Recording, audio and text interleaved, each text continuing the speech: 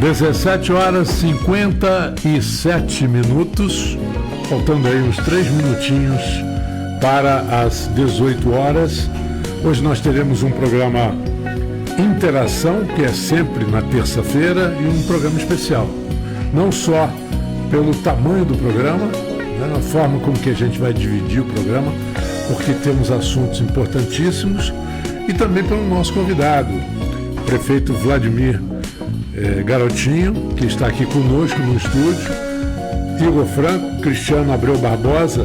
Deixar claro aqui para o nosso convidado do programa Interação, que já é um habitué aqui na Folha FM, né, já faz parte, né, dos nossos convidados mais frequentes, mas normalmente nós temos um hábito de perguntar um pouco da vida, mas não há necessidade.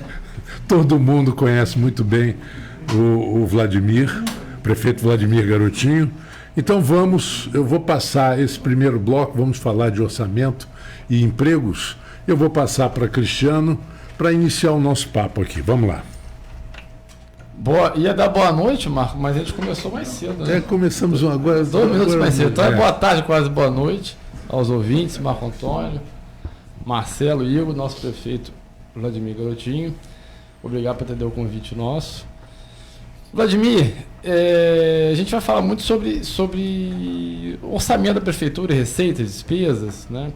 No final a gente vai falar sobre o semiárido, que também impacta na questão da economia. E a prefeitura, todo mundo sabe que é a mola mestre da cidade, né? A cidade não tem grandes indústrias, né? Tem a questão do óleo e gás, com os royalties, participações, mas a prefeitura que é o grande empregador, o grande motor, o grande mola mestre da economia. E nós temos a questão nossa do orçamento, que a gente, se eu não me engano, em 2013, 2014, no governo Rosinha, chegou a bater ali quase 3 bi, 2.700, 2.800. Depois houve a questão da Lava Jato, a crise econômica no país. O petróleo também caiu muito a cotação, então o orçamento da prefeitura reduziu muito, chegou a bater, se eu não me engano, no governo Rafael Diniz, 1,5 bi.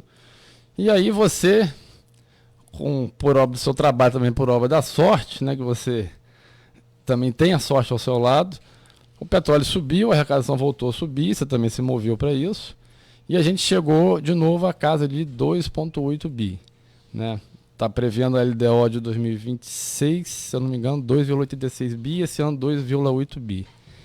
O que a gente pode fazer para passar essa arrecadação para cima, para cá de 3 bi? É possível, não é possível? O que pode ser feito? O que vem sendo feito? O que você planeja para a prefeitura para melhorar o orçamento dela? Bom, primeiro, boa noite a todos. Obrigado pelo convite para estar aqui presente nesse bate-papo até um pouco diferente, né, do que eu estou acostumado a fazer. Aqui um assunto mais focado em economia, em emprego, também na questão do semiárido, que a gente vai debater bastante sobre isso. Cumprimentar a todos aqui no estúdio. E entrando no assunto já diretamente, primeiro a gente tem que entender a história da nossa cidade, como ela está posicionada. Porque muitas vezes o cidadão questiona e ele até critica, mas a gente precisa entender que a gente vive numa cidade que está posicionada como uma cidade de serviços. E também agora, pela posição estratégica, como logística, né? Nós estamos aqui entre Macaé e São João da Barra. Macaé praticamente com as empresas de óleo e gás quase todas instaladas lá. E São João da Barra com o Porto do Açu, onde as indústrias que desejam exportar acabam indo para a retroárea do Açu, que é gigantesca. Então Campos tem se consolidado cada vez mais como uma cidade de serviço e de logística. E a prova disso, vou dar um exemplo de ontem, eu recebi no meu gabinete o proprietário da empresa Alísio, que está no Porto do Açu. Ele tem um porto dentro do porto, né? E ele está trazendo a sede da empresa dele para Campos. Então o escritório administrativo... Onde que era a sede anterior? No Rio de Janeiro. Ele está vindo para Campos, não está indo para São João da Barra. Está vindo para Campos. E aqui vão ter os executivos, funcionários que vão usar a cidade de Campos para serviços, para comércio. Então, assim, Campos cada vez mais se consolida como uma cidade de serviço e de logística. Isso é muito importante que a população compreenda, que os investidores compreendam, porque ele mesmo me relatou que ele já vem há bastante tempo pensando em fazer isso, E aí ele alega que Campos é quem tem infraestrutura, Campos é quem tem shopping, supermercado, escola, hospital. Então é aqui que as pessoas vêm para fazer a sua moradia e acabam gastando no comércio da cidade. Em relação a São João, né? Em relação a São João da Barra, principalmente. Sobre Macaé, eu vou te dar um dado, inclusive o Heliporto de Campos comemora aniversário essa semana, fui até convidado para ir lá. Para quem não tem esse número, é um número assustador, mas assustador positivo. Tá? 35% de todas as operações offshore do Brasil saem do Heliporto de Farol de Santo Tomé. Isso representa também quase 10% das operações offshore do mundo. Saem do Farol de Santo Tomé. Tanto que o heliporto tinha uma pista, hoje ele tem 4 pistas. E é o dia inteiro ali. Tem 4 ou 5 empresas que operam no heliporto do Farol de Santo Tomé. Eles me convidaram para estar lá no aniversário, acho que é semana que vem, dia 17, o aniversário, porque na época eu lutei muito para que eles ficassem naquele heliporto. Porque o Pôr do Açu estava construindo o heliporto. E se a licença do Pôr do Açu naquele momento saísse, destruiria o heliporto do Farol. Eu era deputado, critiquei à época o prefeito Rafael porque não estava tomando as medidas que deveria tomar. Vencemos a batalha naquele momento e o heliporto ficou no Farol, não foi para o Açu. Então, foi uma grande vitória para a gente naquele momento e agora está comemorando aí o aniversário lá do heliporto do Farol. Sobre o orçamento do município, a gente precisa entender que a gente projeta um orçamento sempre muito conservador. A gente precisa ser conservador para não ter que no futuro fazer contingenciamento, cortes expressivos. À medida que a gente vai conseguindo recurso novo, seja ele de emenda, seja ele de repasse, seja por aumento de arrecadação, a gente vai suplementando o orçamento e ele tem ficado aí ao final do ano, ao final do exercício, na casa de 3 bi. Né? Mas a gente precisa ser conservador, até porque é muito melhor você suplementar, porque você tem uma previsão orçamentária que você faz uma despesa em cima daquilo.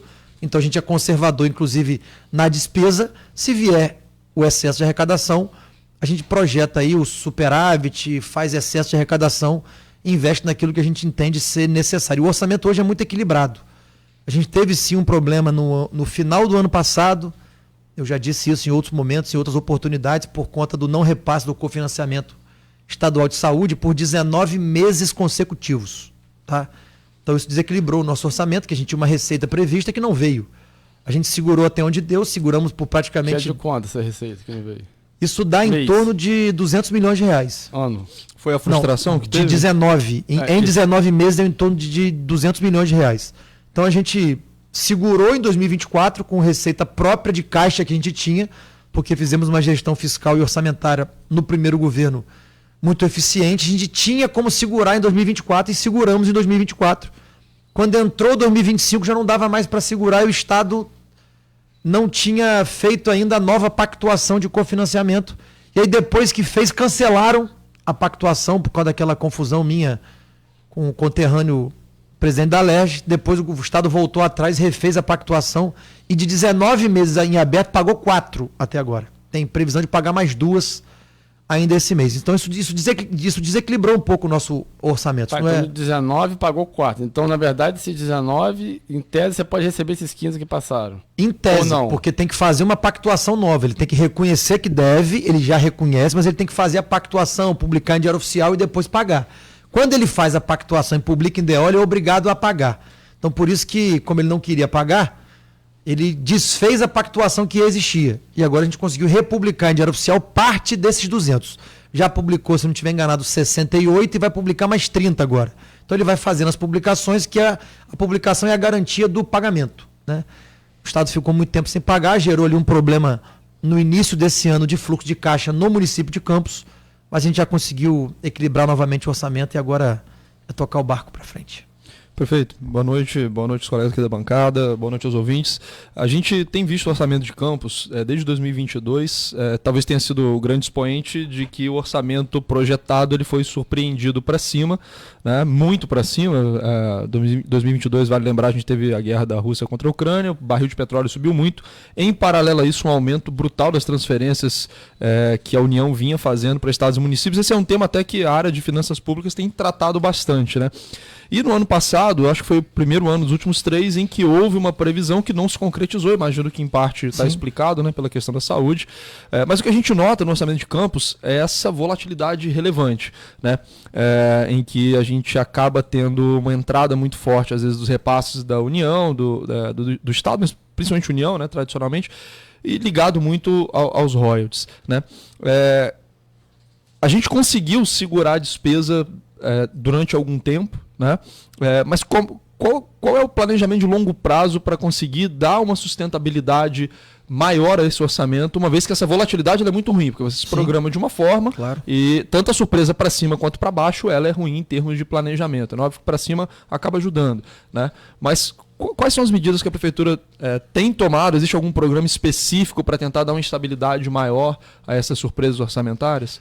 Então, para deixar bem claro, as 2 maiores despesas de campus é pessoal e área de saúde, né? E aí, quando eu falo pessoal, muitas pessoas têm em mente, é o RPA, é o DAS. Não, é pessoal, efetivo. Não, servidor público concursado, ativo e inativo é a principal despesa da prefeitura. Isso dá em torno de 120 milhões por mês. Só o ativo e vezes o inativo. 13, 1 milhão de vezes 13,3. Porque tem 13º, tem férias, então é vezes 13,3.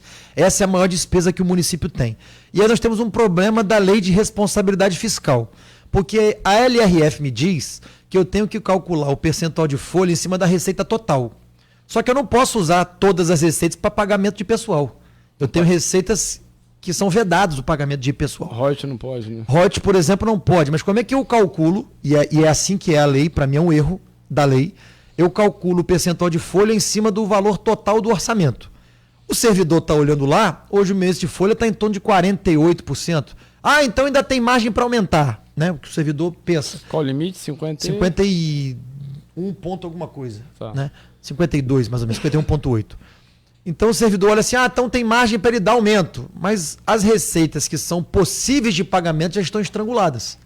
Então é uma discussão sempre eterna e é uma discussão até válida. O servidor tem direito de pleitear melhores condições de trabalho, mas a gente que é gestor tem que fazer aquilo que é possível. E honrar a palavra e honrar o pagamento.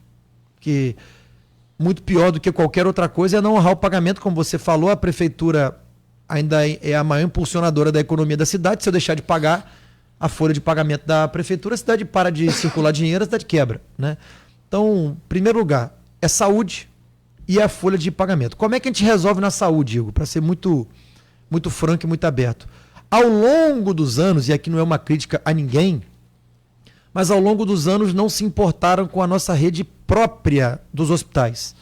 A gente tinha um Ferreira Machado muito mal estruturado, um Hospital Geral de Guarulhos caindo aos pedaços, que se a vigilância sanitária fosse lá, teria que fechar o hospital. Então a gente não se preocupou em habilitar os leitos. A gente não recebe transferência por isso.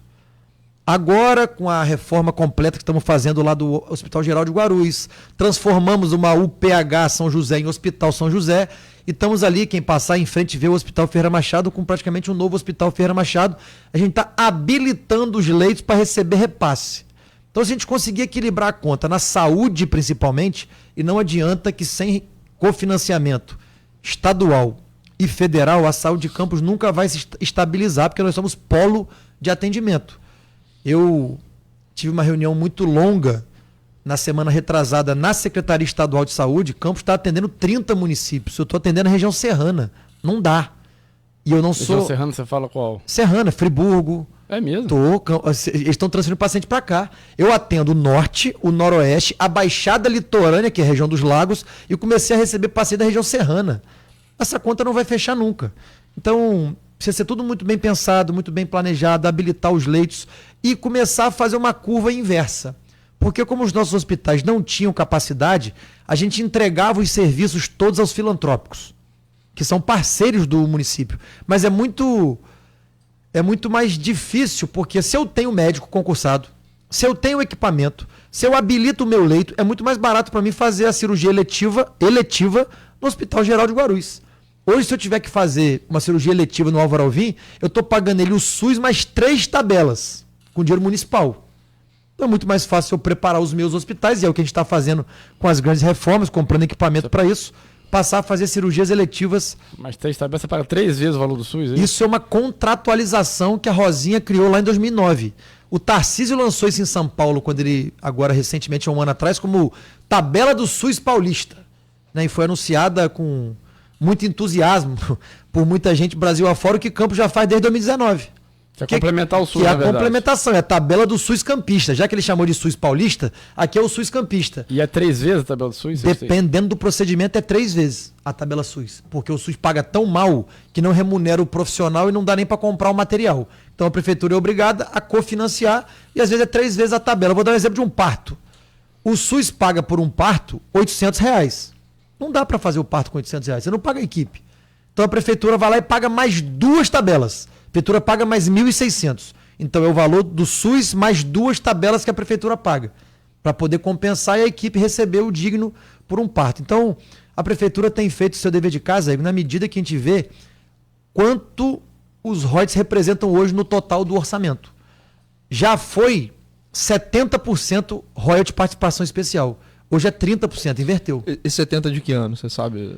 Olha, eu posso pegar, por exemplo, no boom do royalties, porque o boom se deu na época do Dr. Arnaldo, né? Foi lá em 90 se eu não estiver enganado, 97, 98, foi o boom do royalties do petróleo em Campos. O Arnaldo fica de 98 a 2000, depois então, 2000, deu aquele 2004. boom na época de Arnaldo, continuou no governo Mocaibe, com Rosinha, chegou a bater ali, 2013, arrecadação de royalties, 1.300 por ano de royalties do petróleo. Hoje está na casa dos 700, 750 milhões. Mas eu também peguei 400 milhões no primeiro ano, como o Rafael chegou a pegar 250. Então, assim, é muito volátil, depende de cenário internacional, depende de sorte também, né? Mas depende muito do cenário internacional. A gente está sempre ligado nisso, temos uma equipe especializada cuidando disso. Que é Marcelo Neves lá. Marcelo Neves tem ele mais uma equipe que cuida especificamente desse assunto. Quando eu fui parlamentar, eu fui da Comissão de Minas e Energia, eu percebi e descobri, conversando com a equipe técnica da comissão, que Campos recebia a menor do que deveria receber, tá? Eu, então, quando assumi a prefeitura, consultei a procuradoria, eles não tinham um corpo técnico especializado para isso, contratamos o escritório de advocacia especializado, que recebe apenas no êxito, e conseguimos mudar a faixa de Campos. Então, o Campos hoje passou a receber mais, porque nós contratamos o escritório de advocacia especializado. Então, assim, não foi por acaso, a gente foi atrás. Isso depende, porque a gente foi, por exemplo, enquadrado na área de afetação do Porto do Açu, a gente não era enquadrado. Então, a gente foi enquadrado, com isso a gente recebe royalties a mais. Também havia uma conta errada na participação especial. Nós corrigimos a conta, a ANP teve que reconhecer, fomos à justiça, vencemos. Está até uma briga, saiu no jornal hoje que Niterói ganhou uma briga contra São Gonçalo, Maricá. Querendo morder ali, né? Guapimirim. Marcelo chegou a comentar com a gente, eu acho isso. Então, esse escritório que perdeu agora, que Niterói ganhou, a Procuradoria de Niterói ganhou do escritório, no nosso caso, esse escritório ganhou da ANP. E os outros municípios não tiveram como recorrer, porque era irrecorrível, porque a gente estava certo, né? No caso ali, eu não sei exatamente o caso das outras cidades, mas Campos estava com a razão, a gente venceu na justiça e está recebendo até hoje. O contrato com o escritório de advocacia já até venceu. Tem um número de parcelas que você paga a ele, depois o benefício fica pro município. Então a gente continua recebendo. Ah, tá. Ele ganha no êxito durante um certo tempo. Ele ganha no êxito durante um certo tempo, ele recebe ali um percentual. A partir dali fica para o município a benfeitoria e a vitória por pagar mais. Então a gente tem uma preocupação, porque eu costumo dizer o seguinte: você não consegue fazer política pública, não consegue fazer política social, não consegue planejar investimento sem uma gestão fiscal equilibrada, né? E hoje Campos tem isso. Mesmo com esse gap aí de 200 milhões que o Estado deixou de nos repassar, machucou o orçamento. Tivemos que tomar medidas duras, mas a gente tem que tomar, porque a gente está aqui para gerir essa. A ideia é essa mesmo, machucar o orçamento. Eu não quero entrar em questão política, mas podemos falar um pouco. Infelizmente, algumas pessoas na política, elas preferem tentar prejudicar o outro quando não conseguem ganhar a eleição. Foi, acho que isso que tentaram fazer, não ganhar a eleição, tentaram machucar, a cidade acabou sangrando um pouco, mas a gente conseguiu estancar, né? Hoje a cidade já está novamente respirando bem, a gente está conseguindo honrar os compromissos. Eu tive, e aí muito abertamente falando, preocupação esse ano, ali em torno de março, abril, fazendo conta, vendo os cenários, as projeções, eu tive preocupação com a folha de pagamento esse ano. E aí sim seria uma crise completa, mas a gente conseguiu equilibrar, não tem mais risco nenhum de não pagar folha, estamos conseguindo organizar de novo os fornecedores e o pior passou e vamos olhar para frente. Vladimir, até você tocando nesse ponto, né? A gente, como falou anteriormente, a União passou por uma fase de muita transferência, não só de royalties, né? Porque royalties depende do mercado internacional, mas as outras transferências da União subiram muito. Já existe, né, uma perda de fôlego. O estado do Rio de Janeiro, ele é sem dúvida aí um destaque nesses altos e baixos, né? O estado do Rio está rico, está pobre, está rico, está pobre, e está caminhando aí para a fase mais difícil. Então, essas transferências elas devem cair substancialmente pelos próximos anos. Por outro lado, no Brasil a gente tem uma despesa muito rígida, né? Pessoal, você subiu, dificilmente você desce, né? É uma despesa de longuíssimo prazo.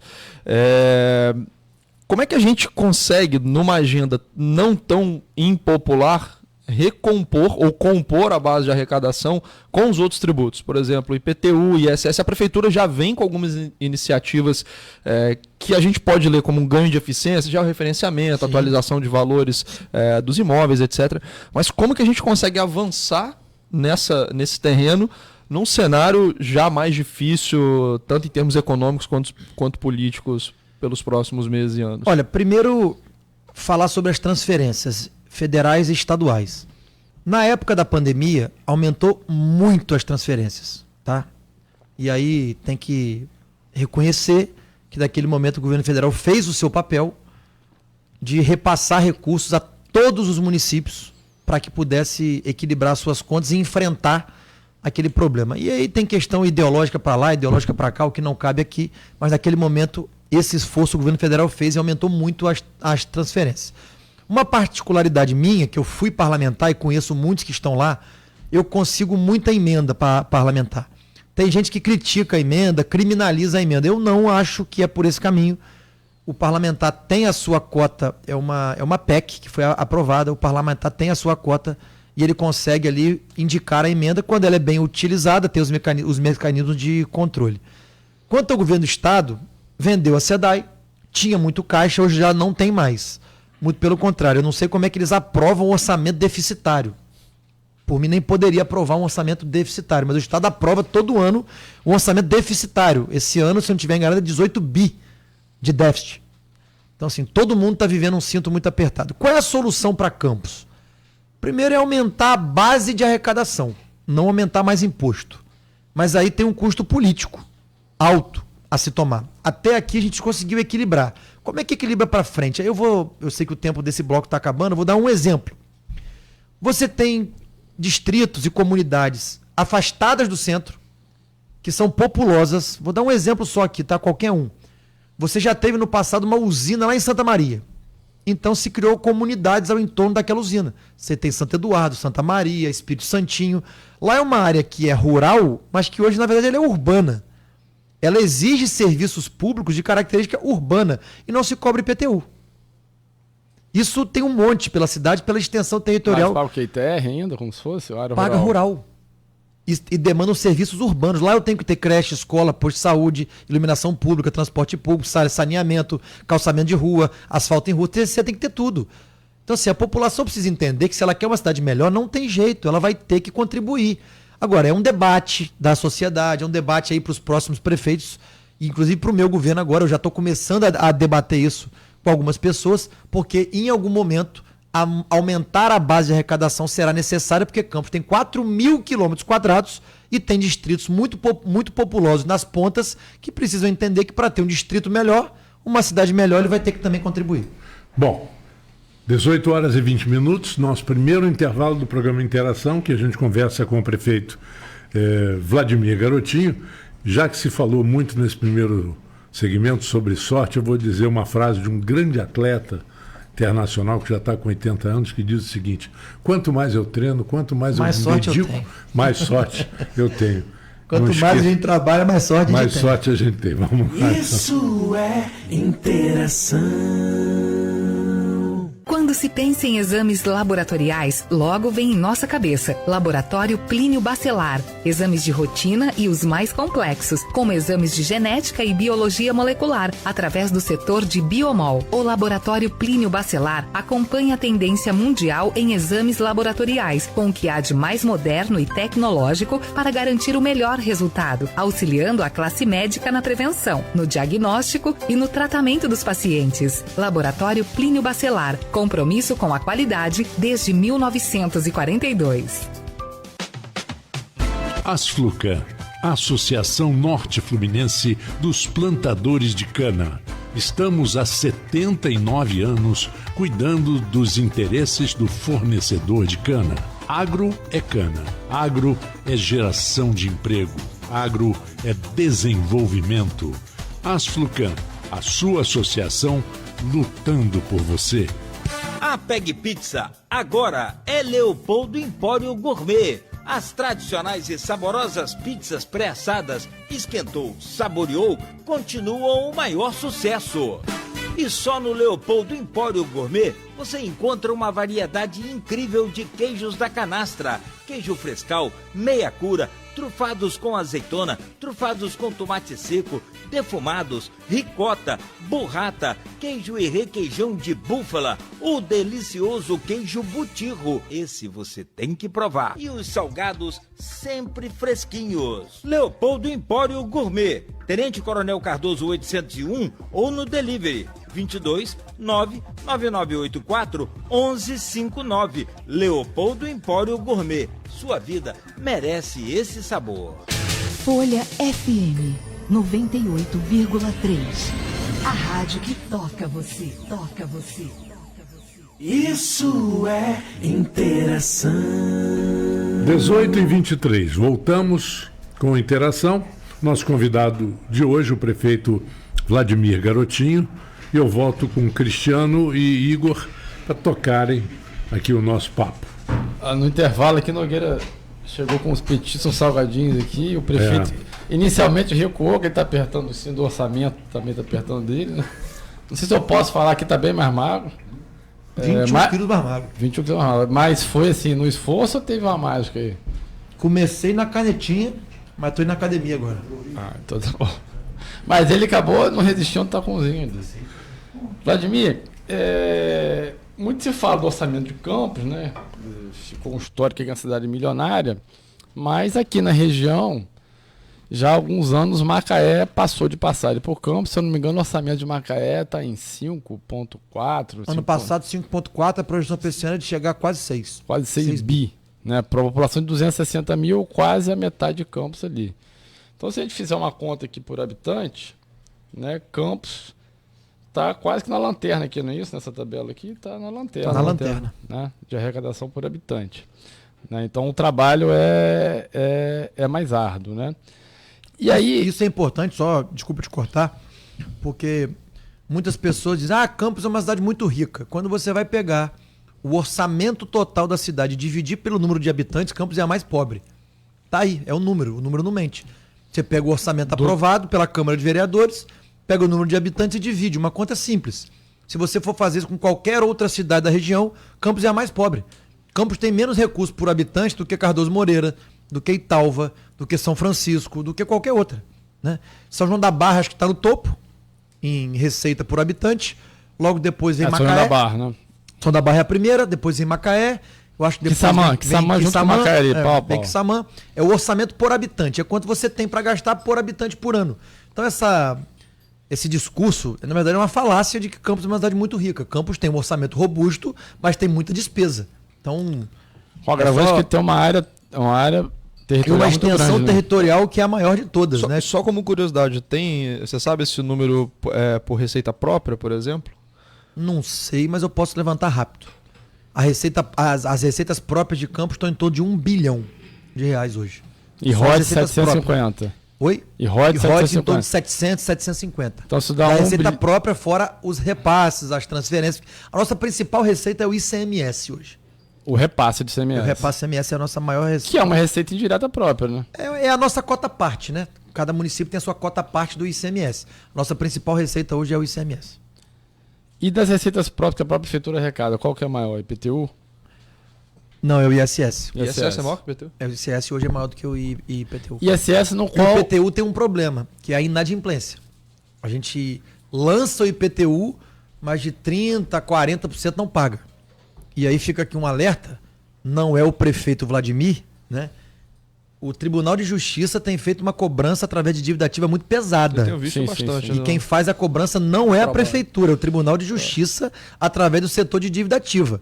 A prefeitura é obrigada a informar os inadimplentes no setor de dívida ativa, que informa o Tribunal de Justiça e o tribunal tem feito cobrança. Então, assim, não adianta você não pagar, porque o Tribunal de Justiça... Não, vira e mexe, chegam uns bloqueios nas contas. O Tribunal de Justiça vai bloquear a sua conta. Não é eu só estou dizendo que não é a prefeitura, porque acham que a prefeitura, o prefeito mandou bloquear a minha conta. Não. É porque se criou a cultura no passado de jogar na prescrição, né? O cara, não vou pagar. Não, mas agora não tem mais isso. Acabou virando a cultura do refis. O Tribunal de Justiça já há algum tempo notificou a prefeitura, enfim. A prefeitura é obrigada a informar quem não está pagando. Quem faz a cobrança é o Tribunal de Justiça pelo setor de dívida ativa. Não tem mais essa história de prescrição. Aqui em Campos é comandado pelo Dr. Cajueiro, que é um cara muito sério, inclusive, mas ele passa na valha. É, passa mesmo. Então tem que pagar. E no caso ISS de Campos, ele é, se eu não me engano, bem inferior ao Macaé, né, que tem a base offshore lá, e também já está inferior ao São João da Barra, não é isso? Tá por conta do Porto do Açu. Do Porto. Né? Inclusive, o que pode ser feito para melhorar isso? Cara, então a gente precisa ter serviço. O ISS é basicamente serviço. Como Campos é uma cidade de logística, de serviços, de comércio, a gente precisa dinamizar cada vez mais. Eu tento, sabe, eu tento conversar muito para tentar que indústrias venham para cá, indústrias periféricas, principalmente do Porto do Açu, mas a retroárea que eles têm é gigantesca e as oportunidades e as ofertas são praticamente irrecusáveis para estar lá, dentro da retroárea do Porto. Então o que a gente precisa fazer aqui é dinamizar principalmente a agricultura. E aí a gente pode, de repente, já entrar no assunto do semiárido ou não, mas o projeto de lei do semiárido é o que vai ser o divisor de águas. Ele muda tudo. Ele muda tudo. As pessoas precisam entender o que vai acontecer com a nossa região em médio e longo prazo. Muda tudo, porque a gente precisa de mais matéria-prima. Para ter mais matéria-prima, precisa de irrigação.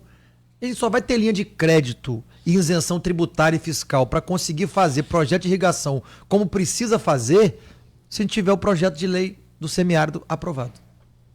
Tá, então já que a gente entrou no semiárido... Deixa eu só aproveitar antes de a gente entrar no seminário, até para a gente fazer o terceiro bloco falando bastante.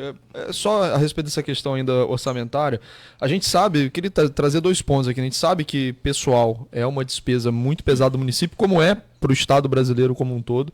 É uma despesa muito rígida, como a gente falou, você não consegue mexer.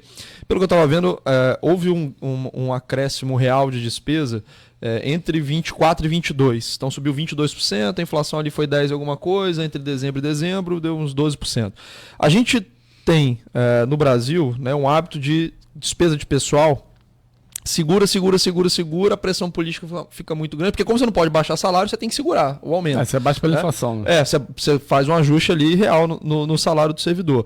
Quando a situação política está insustentável, libera, tem um reajuste, esse reajuste onera as contas para frente, depois segura. Não estou falando que isso aqui em Campos é um hábito, né, no Brasil, as finanças públicas brasileiras acabam funcionando dessa forma. Né? Primeiro, como a gente tentar romper esse ciclo e, ao mesmo tempo, a gente está num debate nacional sobre reforma administrativa, não engrenou o deputado Pedro Paulo do Rio de Janeiro, né, quem está tocando essa agenda, mas isso tende a esquentar talvez pelos próximos meses, como também tentar fazer o servidor ter um trabalho mais eficiente. A prefeitura tem tido iniciativas nesse sentido, trazendo algo muito recente, inteligência artificial, isso vem sendo implementado de forma programática dentro das repartições públicas? Olha, primeiro é importante falar que Campos é um caso um pouco diferente de tudo isso que você falou, porque nós aumentamos também a oferta de serviço à população. Vou dar um exemplo na área de saúde. Quando eu assumi, tinham 21 ou 22 unidades básicas de saúde apenas abertas. E tinha um buraco de assistência na cidade gigantesca.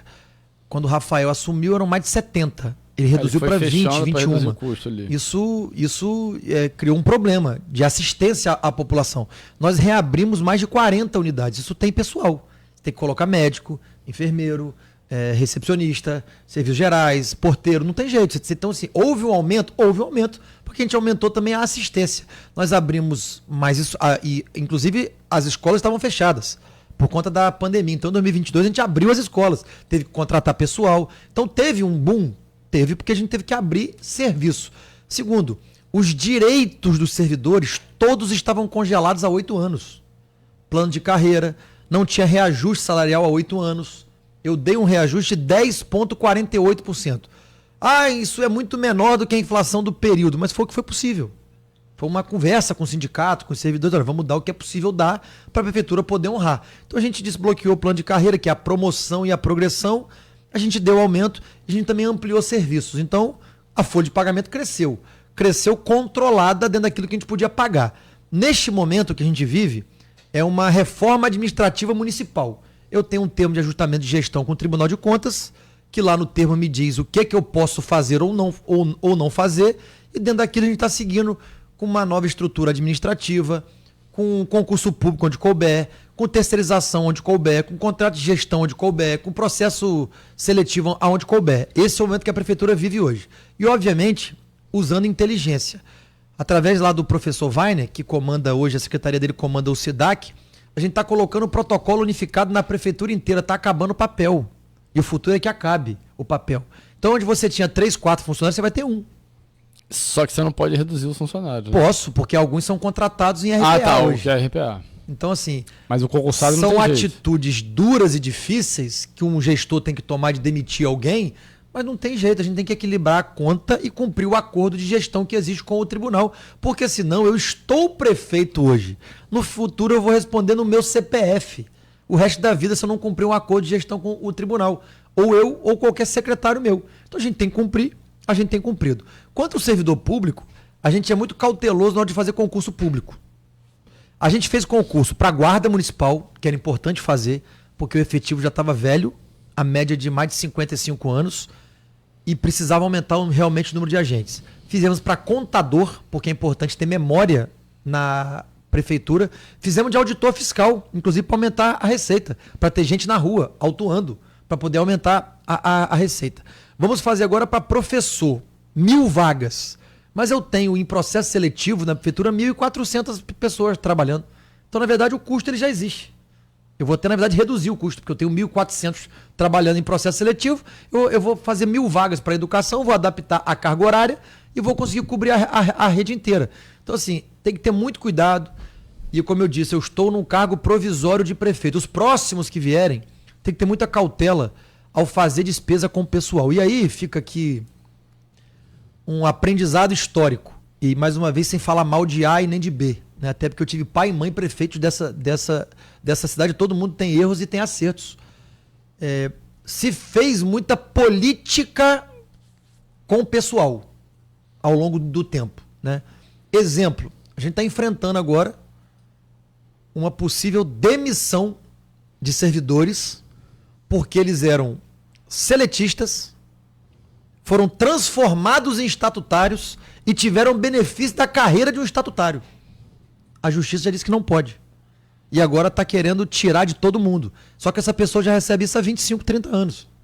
Tem até o caso do INSS também. Que sim, esse ajuste, essa conta... Então, assim, a gente está recorrendo porque a gente entende que são pessoas que vão sofrer muito. A prefeitura já está recorrendo no STF. Conseguiu agora uma liminar do TJ para não cumprir uma decisão do STF. Porque ao longo do tempo fizeram política com pessoas. Ah, não, vamos dar aqui esse benefício porque vai ser bom politicamente se eu der esse benefício. Tem que ter muito cuidado, tem que ter muito zelo, tem que ter muita cautela. Muitas vezes vem pressões de sindicatos, de servidores, para que você dê algum tipo de benefício que lá na frente ele vai ser questionado. E aí na hora de maior dificuldade daquela pessoa, que é na aposentadoria, que é na velhice, ele vai perder o benefício. Então, assim, a gente é muito cauteloso, a gente tem uma equipe muito preparada na Procuradoria, também na Secretaria de Gestão de Pessoas, lá com o professor Weiner, para não dar um passo que não possa ser sustentável e nem que coloque em risco o futuro das pessoas. Mas me falando agora dos investimentos. Qual a previsão de investimentos para esse ano da Prefeitura? Quais são as principais obras? E como está a questão da parceria com o Estado? Conseguiu retomar? Tem obras inconclusas, eles vão retomar? Tem previsão de novas obras? Olha, foi feito um acordo lá atrás com o Estado da seguinte forma. Campos, na época da venda da SEDAI, Campos já tinha sua concessionária, que é a Águas do Paraíba. Então Campos não participou desse rateio de recursos. Eu fui ao governador, junto do deputado Bruno Dauaire. À época o Rodrigo Bacelar participou. Falei, olha, eu preciso de investimento na cidade, eu não tenho a SEDAI. Os outros municípios têm, e além dos municípios ter SEDAI, o Estado também vai investir nos outros municípios. Então eu quero saber o que dá pra gente fazer em Campos, né? Eu já cheguei lá com 1 bilhão em projeto. Ó, tá aqui o que eu preciso. Eu já entreguei. Que é os bairros legais ali. A maioria é obra de infraestrutura, saneamento, em bairros mais periféricos da cidade. Eu pedi 1 bilhão. Eles me entregaram, prometeram 500 milhões. Eu até trouxe anotado aqui, depois eu posso ler um por um para você. Disseram que iam cumprir e fazer 500 milhões. Até o presente momento, se tem licitado e empenhado em torno de 350. Não chegou aos 500, tá? Mas tem 350. Não posso dizer que não tem. O Estado investiu aqui no município de Campos. E dinheiro municipal investido em obra já passou de 500 milhões. Então existe 350 do Estado, mais 520 ou 530 do município. Isso são obras, algumas já entregues e algumas ainda em execução. Do governo federal deve ter mais aí uns 50 milhões. Então se você somar tudo, vai chegar a quase 900 milhões de obra municipal, estadual e federal, sendo municipal a maior parte delas, em execução no município de Campos. Isso justifica o aumento do ISS. Isso justifica que Campos está batendo recorde na geração de empregos. Como é que Campos está batendo recorde no setor de serviços? Porque nós estamos fazendo muito investimento público, né? Em obras de infraestrutura, obras de pavimentação, obras de reforma, enfim, é muito dinheiro sendo investido na cidade, gerando qualidade de vida para as pessoas e também gerando emprego. Campos fica ali sempre entre os 3 municípios do estado que mais gera emprego de carteira assinada. Já chegou a ser o segundo, perdendo apenas para a capital. Fica ali disputando Campos, Macaé e Niterói pela segunda vaga, né? Pelo segundo lugar. Então, assim, tá dando certo, é uma política de investimento que gera qualidade de vida, melhoria dos bairros e também gera emprego para a cidade. E essas obras, a previsão é concluir no seu mandato? A maioria sim. A maioria sim. Tem algumas que eu ainda torço, né? Para que o Estado libere. Por exemplo, tem um bairro que talvez seja o pior bairro, estou falando aqui de coração, da área urbana de Campos, que é o Novo Jockey, né? Principalmente aquela baixada do Novo Jockey. Esse bairro chegou a ser anunciado pelo governador em cima do palanque, porque eu já tenho o termo de compromisso e de convênio assinado com o governo do estado, mas não foi liberado até hoje. Já tem o termo de compromisso assinado, o convênio assinado, mas não foi liberado para licitar. Se ele cumprir esta obra, já dá os 500 milhões, que é uma obra cara, grande. Ali, para quem não conhece, a Fazenda Goiabal, que é a baixada do Novo Jockey, era uma lagoa. Era a Lagoa do Goiabal. Ao longo de anos e anos e anos foram invadindo. E hoje, quando chove, aparece peixe na rua. Então é uma obra cara, difícil, que está lá o convênio assinado, mas até agora não foi liberada para licitação. E a prefeitura não tem condição de fazer sozinha. Quero deixar isso muito claro. Bom, estamos chegando ao final do nosso segundo bloco. Ainda temos 2 blocos, hein? Vambora. Tem muito assunto pela frente. Vamos ao intervalo e voltamos em instantes aqui na Folha FM com o Interação. Pode Povo. Pode Povo. O podcast do Sindipetro NF que trata dos direitos dos trabalhadores e a realidade do povo. Aqui na Folha FM, todas as terças e quintas-feiras, sempre às 6h50. Isso é interação. A gente tem sempre aquele posto de confiança em nossa cidade, mas quando viajamos fica complicado. Ficava! Porque agora você pode contar com a Rede Rio Postos. São 18 postos nos estados do Rio, Minas e Espírito Santo. Em Campos, a Rede Rio Postos conta com o posto Web Max na Avenida Felipe Web, próximo a 7, e posto Bom Sucesso na BR-101, ao lado do Atacadão em Guarus. Vem pra Rede Rio Postos de combustíveis, com você aonde você estiver. Bom dia, seu Sérgio. Estamos numa operação contra furto de água. Está tudo certo no seu hidrômetro. Aí, tô na moral, irmão. Mas vem cá, o que acontece que faz essa parada? Ligação irregular é um crime previsto em lei e da cadeia, além de prejudicar toda a pressão da água e abastecimento da vizinhança. Melhor não vacilar, né? Bom trabalho aí. É isso. Valeu e até a próxima. Não vacila, regularize no aguasdoparaíba.com.br ou baixe o app Cliente Águas. Viu alguém furtando água? Denuncie no 0800 772 0422. Águas do Paraíba, a vida flui melhor por aqui. Você sabia que o Cicobi Fluminense tem um consórcio certo para você realizar os seus sonhos? Com o consórcio do Cicobi Fluminense agora, você pode ter seu carro, sua moto, novos ou usados, ou adquirir a sua casa própria. Tudo de forma planejada e com parcelas que cabem no seu bolso. Consórcio do Cicobi Fluminense. Rápido, prático e seguro. Ligue agora para 22 27 26 27 50. Repetindo, 22 27 26 2750 e saiba mais. Com o Cicobi Fluminense, você começa hoje mesmo a planejar o futuro que você merece. Asflucan, Associação Norte Fluminense dos Plantadores de Cana. Estamos há 79 anos cuidando dos interesses do fornecedor de cana. Agro é cana, agro é geração de emprego, agro é desenvolvimento. Asflucan, a sua associação lutando por você. 98,3 Folha FM. Isso é interação. Voltamos com Interação 18h42 nesta terça-feira, dia 9. E eu passo agora para o Igor Franco para começar o papo do... Já começamos até um pouquinho, mas agora para dar Vladimir já fez uma leve introdução. Exatamente. Oficialmente inaugurado. Do semiárido. Vamos lá. Obrigado, Marco. Prefeito, a gente teve durante muitos anos, e a gente aqui no Interação a gente fala muito sobre isso, o debate sobre a inclusão de Campos e outros municípios, né, como municípios pertencentes ao clima semiárido, que abriria portas, né, para diversas questões. E esse projeto tramitou, foi de sua autoria em 2019, né, teve toda a tramitação no Congresso, foi aprovado, mas vetado pelo presidente agora no mês passado. Para tentar explicar novamente para a população, qual foi o motivo de verdade do veto a esse projeto? Porque aparentemente ele teria um benefício relevante, né, para a região como um todo, uma região populosa, né, de um estado muito representativo. O que justifica a presidência da República ter vetado o projeto? Olha, eu vou tentar ser o mais didático possível, né? Que é um assunto que talvez não seja de fácil entendimento para todos.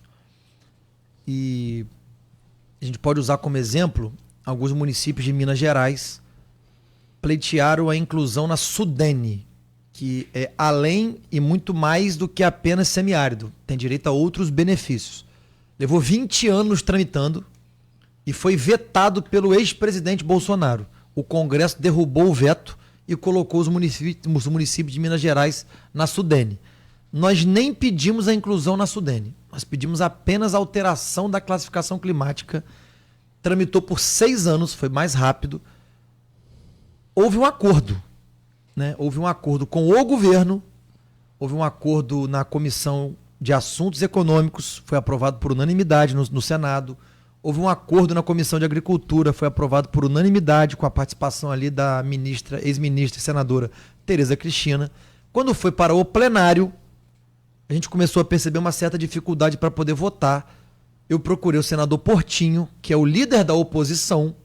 Falei, Portinho, você é do Rio de Janeiro, eu preciso da sua ajuda para a gente costurar um acordo aqui dentro. E ele procurou o senador Jacques Wagner, eu procurei o André Siciliano e o Lindbergh, pessoas que eu tenho acesso. Costuramos o acordo, tanto que foi aprovado por unanimidade no plenário. Foi acordado com o governo. Para nossa surpresa, o presidente vetou. E aí eu não sei, de fato, a gente ouve as versões. Isso não chega para o presidente, não é ele que veta. Tem toda uma equipe ali que faz análise dos projetos e decide vetar ou não vetar. E aí eu já ouvi de uma corrente muito forte, que é uma briga do PT na Bahia. PT baiano, né? Porque o Jacques Wagner e o Rui Costa, que eram aliados no passado, hoje eles são adversários, o acordo foi feito no Senado, em nome do governo, pelo Jacques Wagner. E quem decide sobre veto é o Rui Costa, na Casa Civil. O Rui Costa não queria cumprir o acordo do Jacques Wagner. Assim, em tese, uma briga no PT da Bahia.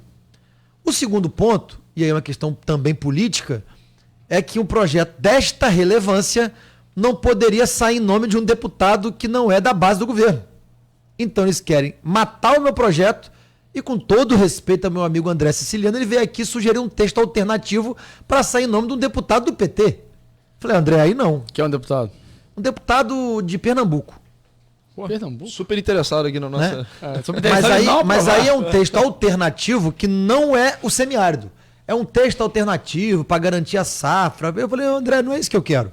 Não é isso que a região precisa.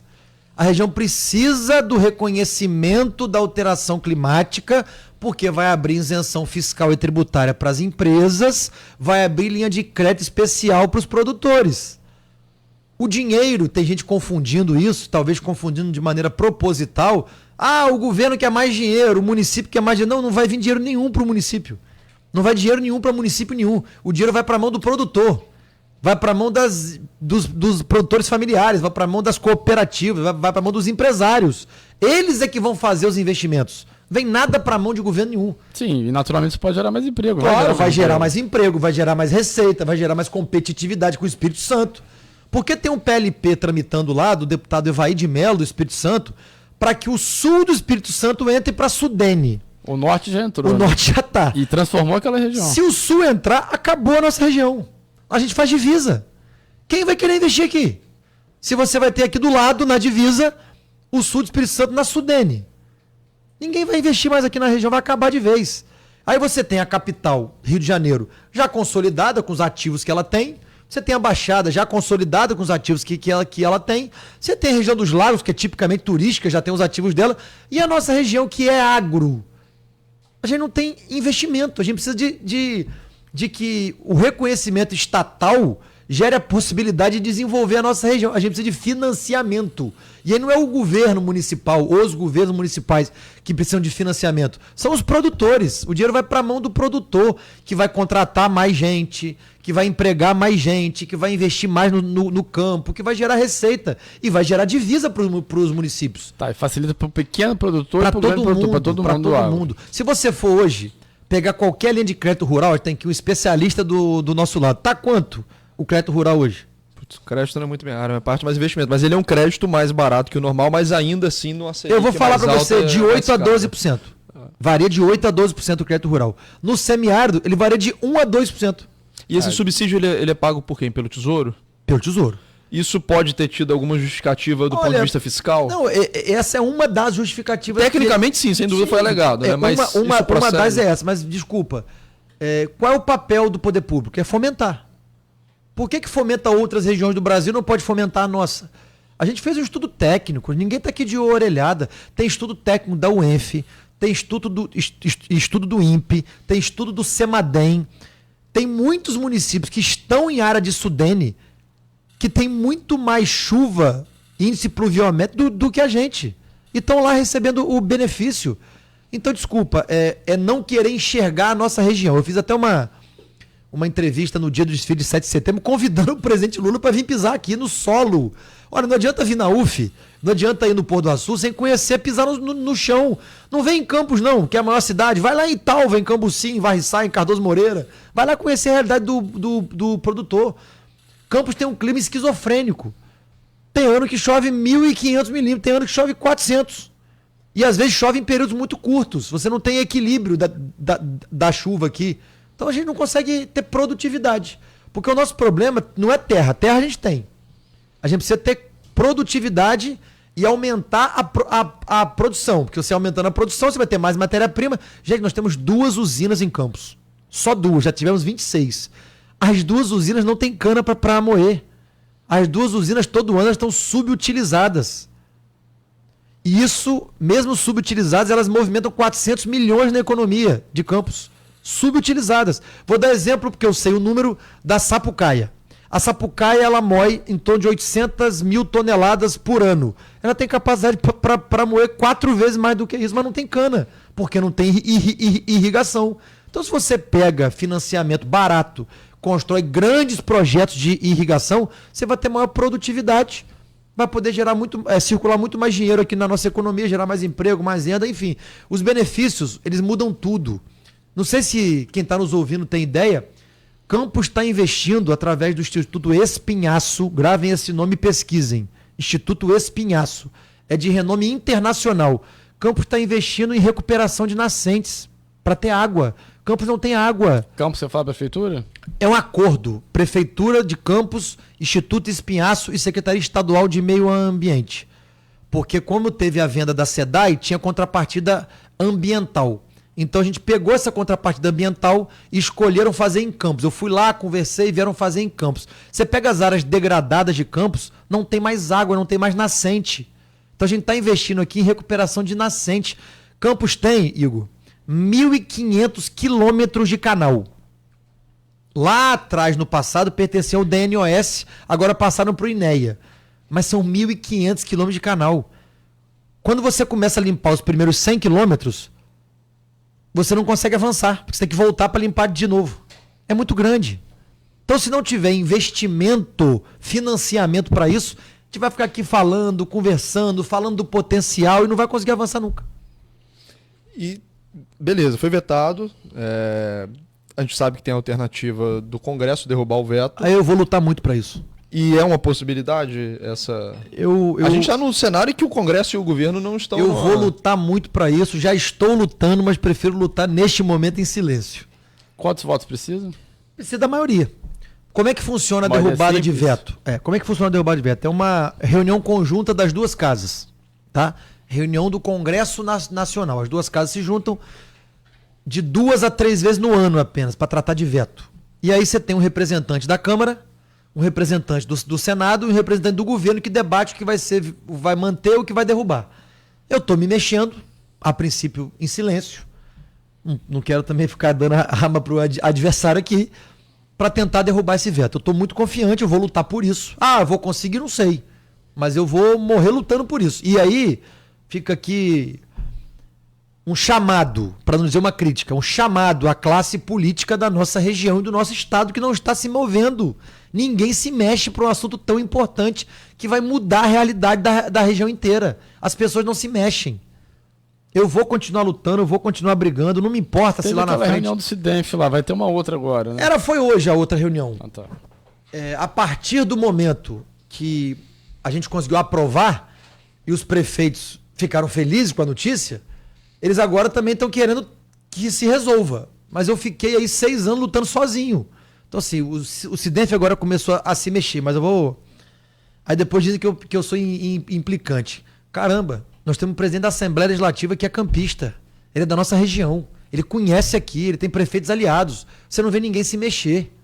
O governador fez um compromisso conosco numa reunião em Pádua, com os prefeitos, de abraçar a derrubada do veto.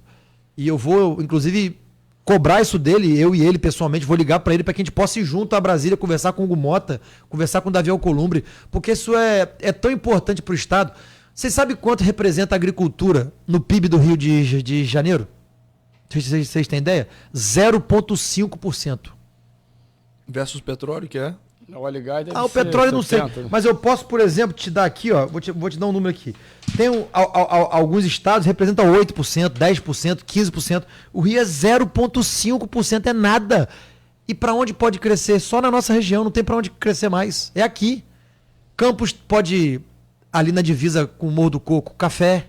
Campos pode cana. Campos pode tudo. A região, você vai em Varriçai, Varriçai é a capital carioca do café. Você vai aqui em São Francisco, que é a abacaxi. Só que precisa de financiamento. Então, se as pessoas não acordarem, não vão ficar aqui perdendo competitividade, perdendo produtividade sem conseguir avançar. Prefeito, aproveitando essa questão até de produtividade, a gente tem visto algumas iniciativas, a gente teve aqui na rádio, né? Agropritman.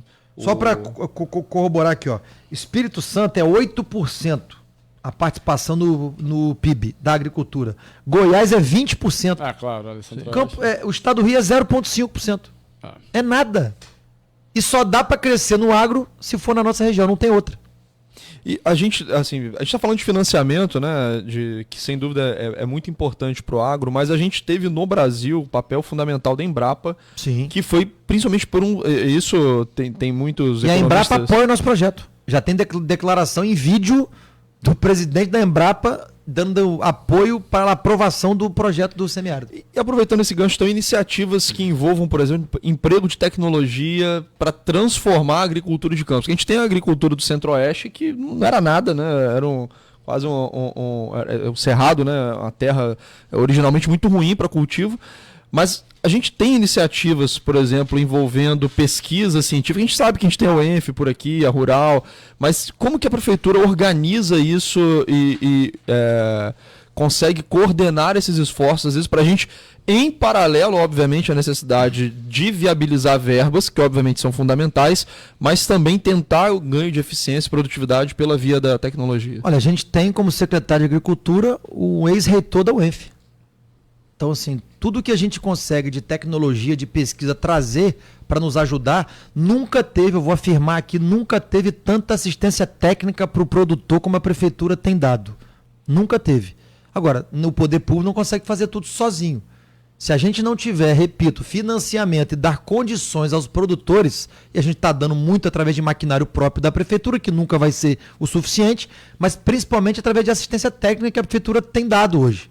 Isso aí eu posso afirmar aqui, se o professor Almir estiver nos ouvindo, pode até mandar uma mensagem. O Almir já teve aqui. Já teve, então, a gente tem dado muita assistência técnica. Então, o Almir, como é agrônomo, foi reitor de uma universidade, está sempre muito antenado, a gente sempre busca essas parcerias com todas as instituições para poder ajudar ao homem do campo. Mas eu vou insistir, Igor, vou insistir muito.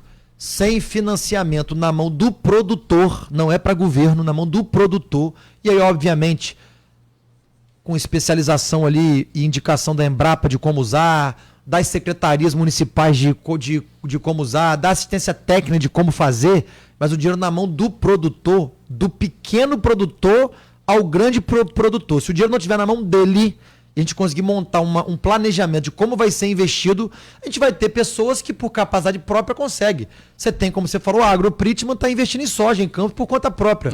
Mas pergunta para ele, se o projeto do semiárido não for aprovado, vai ser muito melhor, ele vai poder investir muito mais. Claro que vai. Ele falou aqui. Claro que vai. A gente tratou sobre isso. Não só o grande, porque outro dia eu ouvi uma crítica de um militante, né, contrário ao projeto. Só está fazendo isso para beneficiar os grandes. Não, os grandes vão ser beneficiados também, mas principalmente o pequeno, que é quem mais sofre hoje. Porque o grande, bem ou mal, tem o capital. O grande consegue ter o capital, consegue pegar um financiamento, tem garantia para poder dar no banco, o pequeno não tem. Então é por esse pequeno que é a maioria aqui na nossa região que a gente luta tanto. Tá, e como você vê essa diversificação? O que o Hugo já ensejou aí, né? Soja, girassol, ele usou girassol na rotação de cultura. Tem a questão do eucalipto também, né? Que você até falou recentemente, você recebeu uma empresa de fora que ia investir. Como é que está essa questão do eucalipto? Eles estão investidos, eles compraram 2 áreas em Campos, uma ali na região norte, em Morro do Coco, e compraram outra na região de Caxeta. Qual o tamanho, você sabe? São áreas grandes. São áreas grandes, é a Trimais, o nome da empresa. Estão investindo pesado ali. Mas Campos pode tudo. Aqui dá tudo. Se tiver ciência envolvida, se tiver recurso envolvido, aqui dá tudo. Não podemos esquecer que eu tive para alguns audácia, para outros coragem e para outros sabedoria, de entregar o Hotel Pedra Lisa em Morro do Coco para iniciativa privada. Não só compraram o Hotel Pedra Lisa lá em Morro do Coco, e já restauraram o hotel inteiro para fazer um hotel fazenda. Tá lindo o lugar. Quem não conhece, vale a pena ir lá conhecer. Por que ele não lançou o hotel fazenda? Porque ele está comprando o entorno todo para plantar café. Porque Campos já teve café no passado, gente. Ele já comprou 400 alqueires de terra no entorno de Pedra Lisa para poder plantar café. Eu já dei essa informação aqui no programa com o Aloysio. O dono do hotel me ligou revoltado. Para que você foi falar? Estão subindo agora o preço da terra. Mas é verdade, ele tá comprando tudo. Então, assim, ele não lançou o hotel, porque quando ele lançar o hotel, vai começar a ser frequentado o hotel, as pessoas vão começar a saber, a terra já ia valorizar. Ele tá comprando tudo. Então, aqui em Campos vai dar soja, vai dar milho, vai dar abacaxi, vai dar café, vai dar tudo. Só que precisa, vou repetir e bater na tecla, de financiamento para o pequeno e para o grande. Bom, 19 horas, normalmente o programa termina aqui, mas a gente vai ter mais um segmento de bônus, porque a gente tem muito papo, inclusive um ping-pong com você. Vamos embora. Daqui a pouquinho. Ping Pinga-fogo. Pinga-fogo. Daqui a pouquinho nós voltamos, então. Rafaela Boss e Colégio Bittencourt apresentam o Fenômeno Tatal. Sábado, 18 de outubro, na Arena VMX, em Campos. Ingressos à venda, lojas de eggs, Banca do Coliseu e o ticket.com.br. Tatal, sábado, 18 de outubro, na Arena VMX. Show de abertura Gil Paixão. Apoio Infoline, Campos Espuma, lojas de eggs, Petrover, InterTV, Folha da Manhã e Folha FM. Isso é interação. Pensou em energia solar? Pensou Eletricampos, que oferece soluções há mais de 9 anos, sendo líder na região norte fluminense. Com uma equipe altamente qualificada, garantem a excelência em instalação, ampliação, monitoramento e manutenção, proporcionando eficiência energética e economia financeira aos clientes. Personalizamos cada projeto para atender às necessidades específicas, seja para residências a grandes empresas. Nossa dedicação à qualidade e ao atendimento encaminha os clientes na melhor solução para atingir a almejada estabilidade financeira, onde nos tornamos uma referência no mercado. Faça parte da revolução da energia solar com a Eletricampos. Entre em contato hoje mesmo para transformar sua casa ou empresa em um ambiente mais sustentável e econômico. 22 30 33 22 13. Asflucan, Associação Norte Fluminense dos Plantadores de Cana. Estamos há 79 anos cuidando dos interesses do fornecedor de cana. Agro é cana, agro é geração de emprego, agro é desenvolvimento. Asflucan, a sua associação lutando por você. A Radmed, sempre empenhada na melhoria e modernização de seus equipamentos, já possui o Genius Mammography Logic. Destaque mundial em mamografia com tomossíntese, imagens em 3D sintetizadas e com contraste, e viu para maior clareza. O maior avanço na detecção do câncer de mama, oferecendo ao paciente conforto na realização do exame e segurança no resultado. Radmed, sempre à frente, referência também em mamografia. Folha MPB na Folha FM. Isso é interação. Tá na hora de economizar energia com a Eletricampos. Bom, são 19 horas e 3 minutos. Não, é a hora do oferecimento Eletricampos, já que nós estamos entrando no horário da MPB. Mas vamos voltar aqui com o Cristiano Igor e o nosso prefeito Vladimir Garotinho. Vamos lá. Vladimir, não fala muito sobre economia aqui, talvez normalmente você fala mais sobre política aqui, não fala muito quase nada de política. Entrou na política do semiárido que tem a questão política envolvida. E o seu futuro político, qual vai ser? Campos quer saber. Deixa eu só fazer um adendo aqui. Pedro Felipe delegado, que está lá na Força Nacional, pediu para perguntar aqui. No nível da adolescência. Mandou aqui no grupo perguntando se o prefeito é o futuro vice-governador. Então, é uma das possibilidades. Falam que você vai descompatibilizar em abril. Ele é um grande entusiasta. Ele continua o mandato e você está pensando ali entre ser vice-governador, candidato a vice-governador, né? Candidato a deputado federal. Qual é o futuro político do prefeito? Olha, essa é uma questão difícil de responder. Primeiro porque tem muitas questões envolvidas, né? Eu fui eleito para mais 4 anos, a população confiou em mim. Eu tive uma votação histórica, a maior votação nominal da cidade. E quando a gente fala em sair, para algumas pessoas isso não soa bem. Tem que ser sincero. E eu fiquei muito emocionado, inclusive, no desfile de 7 de setembro, porque essa história que eu vou sair está rodando na rua. Quando vieram 3 pessoas, me deram um abraço muito caloroso, uma delas chorou, pedindo pelo amor de Deus para eu não sair. Né? Enfim, aí ela contou histórias do governo anterior, e que pelo amor de Deus não sai. Então, assim, eu preciso pensar muito, porque é uma questão também que envolve muita emoção das pessoas e envolve o futuro da cidade. Mas se eu puder construir um caminho onde eu possa ajudar mais ainda a cidade do que eu já ajudo, eu acho que esse é um caminho possível. E para isso eu preciso conversar muito, eu preciso pensar muito, acho que tem que amadurecer mais até o final do ano. De fato, tem muita conversa, tanto para um lado quanto para o outro. Eu já tive pessoalmente com o Eduardo Paes algumas vezes. O Washington Reis, que é um amigo querido, gosto muito dele, já disse publicamente que eu serei o vice dele caso ele seja candidato. Eu até brinquei, combina comigo antes, pô, você dá entrevista sem nem combinar comigo antes. Mas isso tem uma lógica, eleitoral inclusive. A capital tem 38% do eleitorado, a Baixada mais metropolitana 36%. Então elas meio que se anulam na eleição. E quem decide é o interior. E eu sendo prefeito da maior cidade do interior, os dois lados entendem como uma figura importante para estar compondo chapa. Mas é muito amadurecimento até lá, né? Eu não vou dizer sim, não vou dizer não, eu vou repetir o que eu falei. Se eu puder estar em algum outro cargo para ajudar a minha cidade, eu até topo, mas eu preciso conversar muito, amadurecer muito, conversar com o grupo político, conversar com as pessoas, pegar compromisso com as pessoas. Vamos lá que eu seja vice de alguém. Quais são os compromissos dessa pessoa com a minha região, com a minha cidade? Ele tem que fazer compromisso público. Porque isso não é brincadeira. Sim, você não pode ser um vice decorativo. Eu não posso chegar, sair de um mandato que o povo me confiou para ser um vice decorativo, não poder ajudar ninguém, não poder trabalhar por ninguém. E depois como é que fica o Vladimir, que deixou de ser prefeito, para ser um vice decorativo e não ajudar e não fazer nada? Eu sou muito... Pelo contrário, eu sou muito proativo, eu gosto de estar na rua, eu gosto de trabalhar, eu gosto de entregar. Eu até brinquei com o Eduardo Paes, outro dia, Eduardo, nós temos uma coisa muito parecida, você gosta de aparecer e eu também. Vai que isso dá choque, né? Brinquei com ele assim, então eu preciso entender.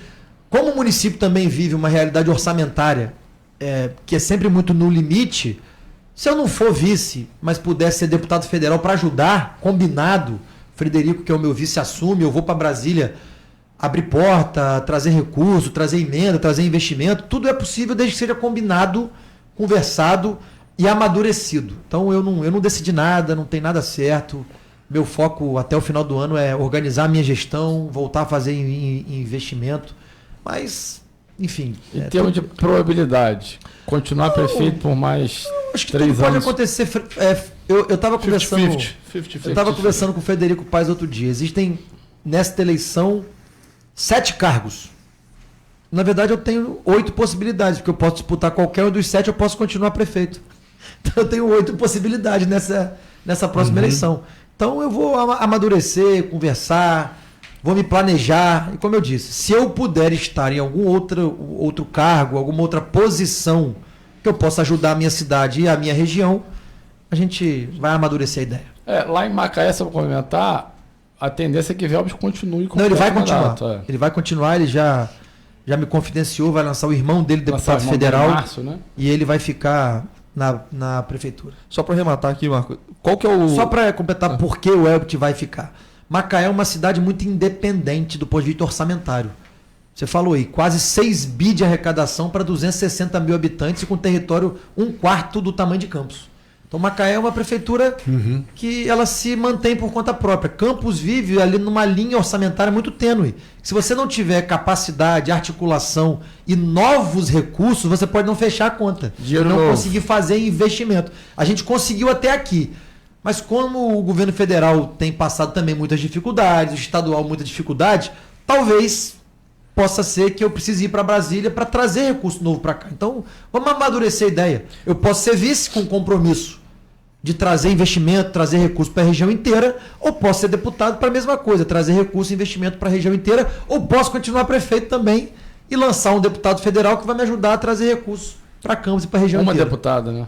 E qual que é o peso da disputa nacional nessa decisão, Vladimir? Olha, o plano nacional tá muito acirrado, né? E aí os dois lados têm muita culpa nisso. Um lado se retroalimenta do outro. Sim. Né? Não é segredo para ninguém, eu tenho uma dificuldade em votar no PT. Uma dificuldade minha. Eu me relaciono bem com todo mundo, trato todo mundo bem, busco o apoio de todo mundo. Lula esteve em Campos, eu participei do evento sabendo que ia ser vaiado, eu já sabia. Mas eu fui, porque eu acho que o prefeito tem que estar lá, até porque aquela obra da UF também Fui eu que consegui a emenda de bancada na época. Então eu provavelmente estarei alinhado com outro projeto, né? Mas sempre de maneira muito respeitosa. Eu não acho que o extremo seria a solução para nada, né? Então a gente tem que ser muito respeitoso sempre, mas seguir aquilo que a gente acredita. Bom, agora vamos antes do nosso pinga-fogo. Vamos ao plano imediato. Enquanto essa disputa toda ocorre, vai ter o veto, não vai ter o veto, o que já tem curso para aqui no município? Cisternas, irrigação simplificada, o que você acha que... A relação à água, né? Marco, olha só, a prefeitura sozinha ela tem condição de fazer muito pouco. A gente tem que ser realista. A gente comprou, por exemplo, quando a gente assumiu, a Secretaria de Agricultura era nos fundos do horto, tinha uma plaquinha escrita à mão e não tinha um caminhão. Nós já compramos mais de 100 equipamentos. A gente dá assistência com equipamento, a gente dá assistência técnica, mas a prefeitura, com as suas limitações, ela realmente pode fazer muito pouco.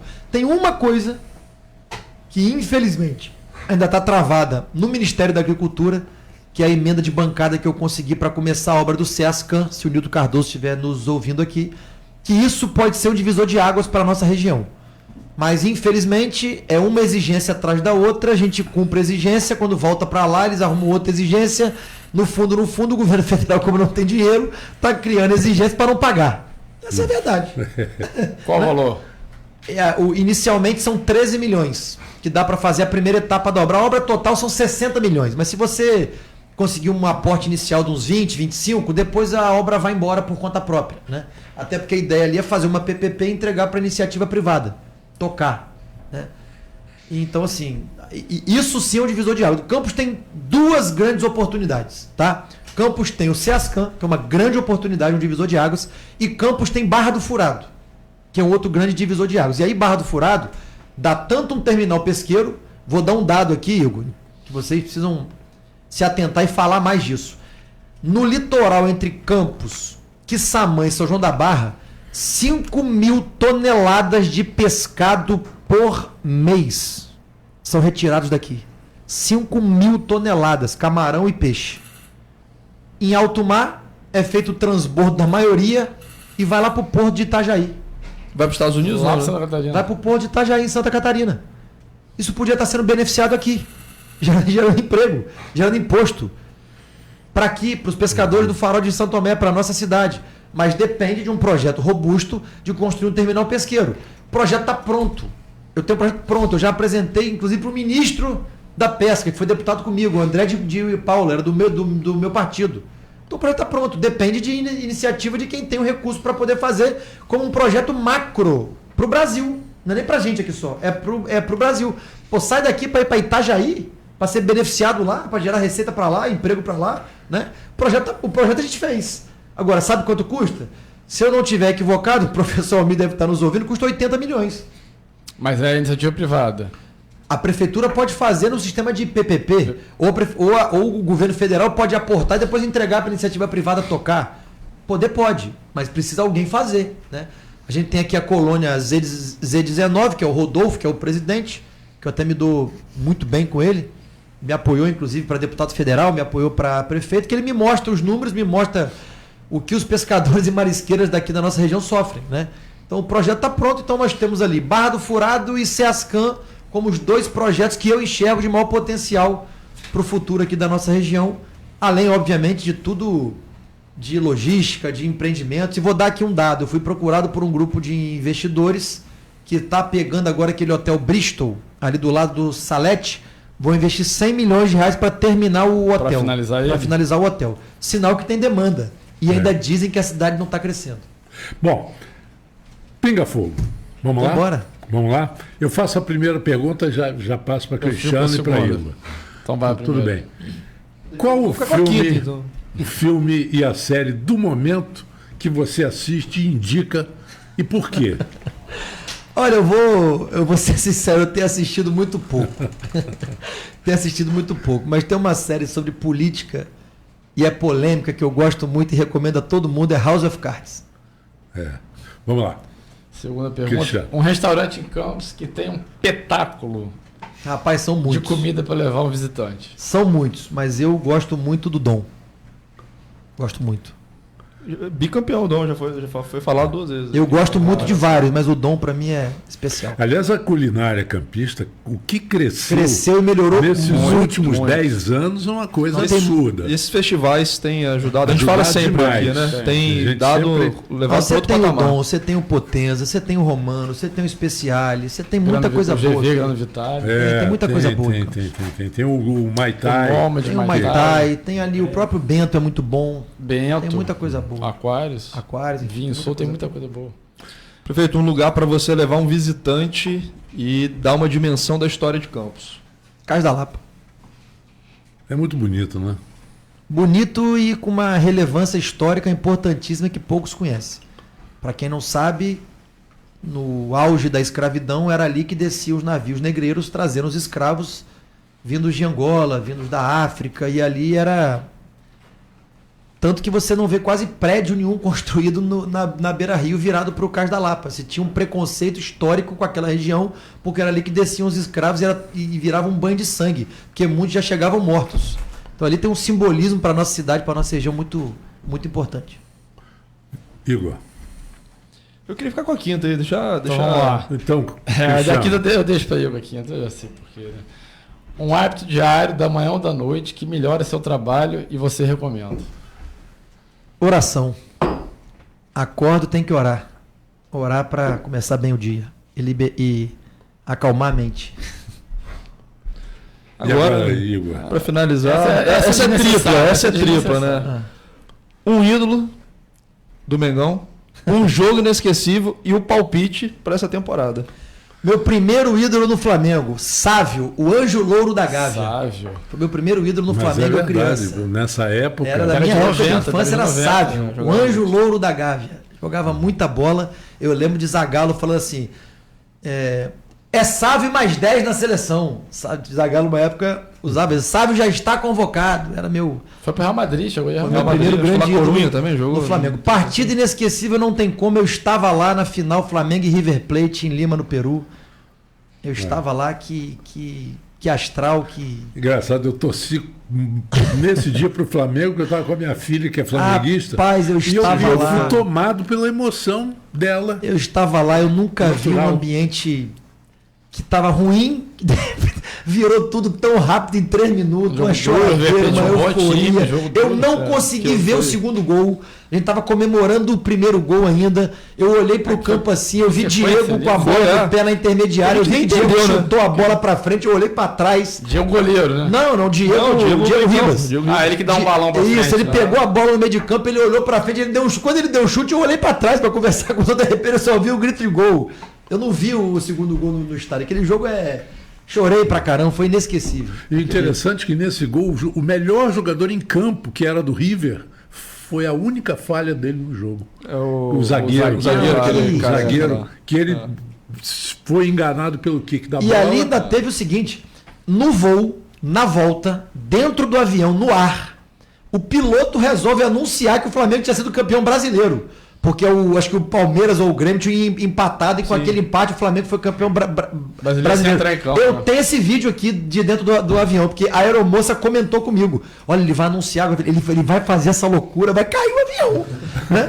Eu peguei, comecei a filmar e aí o piloto começou a falar, olha, queria avisar vocês que acabou o jogo agora e o Flamengo é campeão brasileiro no ar, voando. Falei, meu Deus, eu não caí o avião agora, não cai nunca mais. E o palpite pra temporada? Que tá quase acabando. O Flamengo vai ser campeão brasileiro, o Flamengo vai pra final da Libertadores e eu vou comprar a passagem, eu vou lá assistir o meu Mengão de novo, porque novamente é em Lima, no Peru, e pode ser de novo contra o River Plate. Dependendo do chaveamento, pode cair com o River Plate de novo. Mas aí o River tem que passar pelo Palmeiras. Tem que passar pelo Palmeiras, mas tudo é possível. O River é um time enjoado. Não, acho que o brasileiro tá caminhado. Mas se der Flamengo e Palmeiras, vai ser Flamengo e Palmeiras com o Andrés Pereira no time do Palmeiras. A única final que eu fui que o Flamengo perdeu foi contra o Palmeiras, então eu quero ir lá porque eu quero revanche. O André Pereira agora foi o Palmeiras. Vladimir, foi um prazer ter você aqui no Interação. Aliás, eu vou contar aqui para o Cristiano e para o Igor. Não, o botafoguense Cláudio Nogueira chegou aqui reclamando, nós estamos falando de Flamengo. É tricolor? Essa bancada aqui é toda tricolor. Porque o Gustavo é botafoguense. Eu confesso a vocês... Marcelo Flamengo, aqui é tricolor. Eu confesso a vocês que umas 3 ou 4 vezes eu encontrei com o prefeito. alguma solenidade, alguma coisa, e ele, todas as vezes, fala assim, quando é que eu vou na Interação? Tá vendo? É mentira minha? Tava esperando o convite. Muito obrigado pela sua presença, Cristiano. Acho que esse programa valeu. Valeu demais. E vocês vão poder acompanhar alguns trechos do programa em breve, aqui nas nossas redes sociais. Vamos encerrando, Vladimir. Não, obrigado pelo convite. Eu acho que é sempre bom a gente conversar, expor as nossas ideias para a população e explicar um pouco do cenário que muitas vezes as pessoas não conseguem ter a dimensão de como é difícil gerir uma cidade, gerir um orçamento cada vez mais comprimido, cada vez mais apertado. Isso não é só em Campos. Algumas poucas cidades do Rio de Janeiro têm um orçamento mais elástico, a maioria vive aí com um orçamento muito comprimido, muito apertado, mas até aqui a gente conseguiu dar conta do recado e vamos seguir em frente para entregar muito mais resultado para a população. Bom, obrigado então, obrigado Igor, obrigado Cristiano. O Interação volta na próxima semana. Nós teremos aqui o cirurgião Ivan Madeira, já está confirmado. Ivan Madeira. Ivanzinho, filho de Madeira. A gente fala Ivan Madeira, mas Ivan Azevedo. Ivanzinho. Um abraço a todos, eu volto amanhã a partir das 14 horas.